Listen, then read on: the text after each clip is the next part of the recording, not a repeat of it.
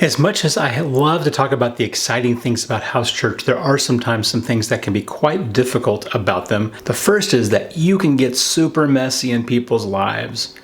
People have always had problems, but when it comes to big traditional church models, you can just slide in and slide out and nobody will know the difference. No one will know how messed up things are. Nobody will know how bad you're hurting. It's really hard to accomplish that in a house church with just a few people. We've seen all kinds of things. We've been off in the weeds. We've been to court with people. We've just seen a lot of trauma and a lot of drama in people's lives. And the beautiful thing is that we get to walk through that with them on a regular basis. As hard as it is, as ugly as it can be, we are front and center, present. That's kingdom work.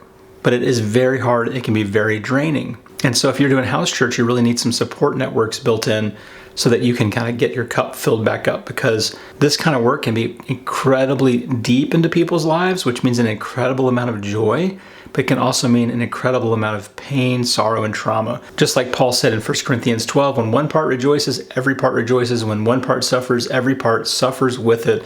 This is what we find in house church. And that's what Paul had in his day when he wrote that, were house churches. You get in really deep, which means you also get in really messy at times. The second is, how do you continue to be active in the community and actively making disciples, active in worship, active in all these different things, education, our children, developing them in faith. Like, how do you do all that without burning out a small volunteer base? So it's this balance between having meaningful, intentional, vibrant church activity with not burning out people who are already overcommitted. When it comes to big church, you might need 50, 60, 70 people out of hundreds of people on a Sunday to make it happen.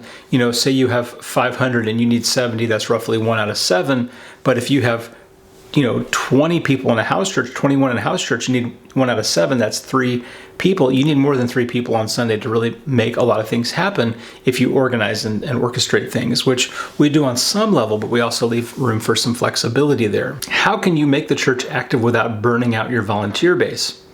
Well, one of the ways to do that is to be very natural about things, to not orchestrate and make programs out of everything, but to teach biblical principles, to teach the expectation that this is how we are to live, and then you allow the life of the church to happen outside of the programs, over there in everyday life, where people are having people in their homes, people are inviting each other over for dinner, the kids are going on play dates, etc. It's just happening in the natural rhythm and flow of everyday life. It's not just adding more busyness and programs so that people are able to integrate their faith into their everyday life, rather than have faith be like a third space over here where they have their home and their work, but then church is this separate entity where it's like, yeah, home time, work takes time, church takes time. It's like, no, take church and integrate it into the other spaces, and then that makes it far more natural and more efficient in how we use our time in relationships with other people. The third thing that is very difficult is, like, what do you do with the kids? Do you create a children's ministry? Do you create a youth ministry? Do you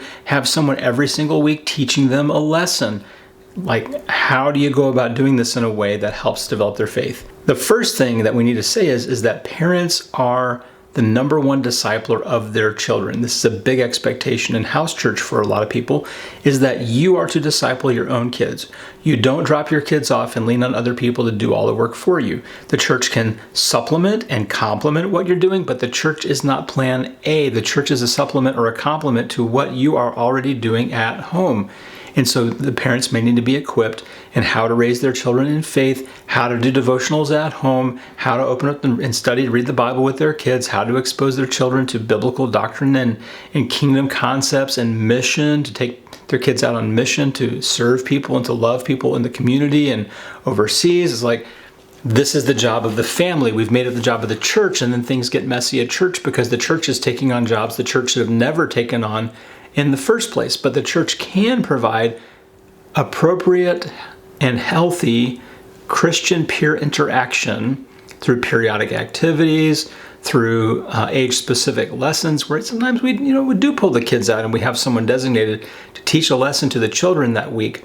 And sometimes there's lessons that we don't need our kids to hear, or things we need to share that are sensitive that we don't need our kids to hear.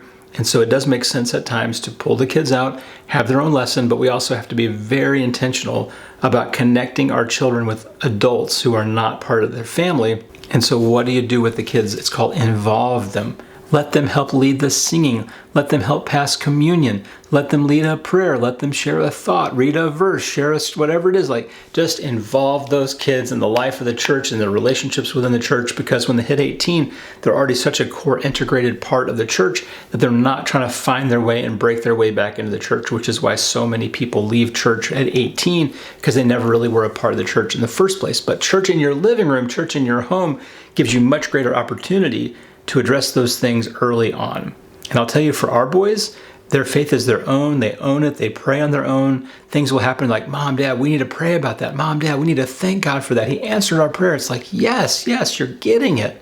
Because they know what faith is all about. And they're part of an active community of faith on a regular basis within the local house church body. One of the hardest things is sometimes you just need a buddy.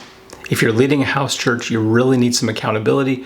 You really need a buddy, a co-laborer that can be part of the ministry or sometimes not part of the ministry, in order to energize you, in order to hold you accountable, in order to make sure things are on track. It makes an awful lot of sense to have like a co-laborer. You know, Paul went on all these journeys and he didn't go by himself. He took people with him, and it's a big mistake in house church to just try to like pull this off on your own. No, take people with you and make sure that you stay on the right track. Jesus sent them out in pairs. We need to go out in pairs. Neighbors, we had a real neighbor trouble that was really stressful, and we just never had problems like that until we brought church home. And then all of a sudden you're doing spiritual warfare in your own neighborhood, and that can be very draining, very tiring, very difficult, and that's not something we'd ever encountered until church came home. Not something we had ever even considered before. So house church is not a panacea that fixes all the problems. Every system that we choose has pluses and minuses, benefits, risks, rewards, etc. And so you kind of need to know what it is that you're getting into when you choose house church as your means of assembly, that there are some obstacles and some barriers that can make things really, really messy at times. And we don't just want to turn a blind eye to that or act like it's not true, or act like house church is always the solution to all the problems of the church. And if only people would just leave big church and just come to house church, all the problems would be solved. It's just not true. In fact, if you get into this, you might have more problems than less, because you're entering into spiritual warfare on deep, intimate levels of people's lives that you may have never been in before. And that's going to have Satan come and swinging at you hard. So you better be prepared for what you're about to get into. Yes, it's sweet. Yes, it's lovely. Yes, it's energizing. Yes, it is so communal and relational and wonderful and all these good things, and effective and good for making disciples and starting new church. All that is wonderful, but be prepared also for war at the same time. So that's it for now. Hit like on the video if you haven't. Watch another one, and we'll see you again soon. Take care.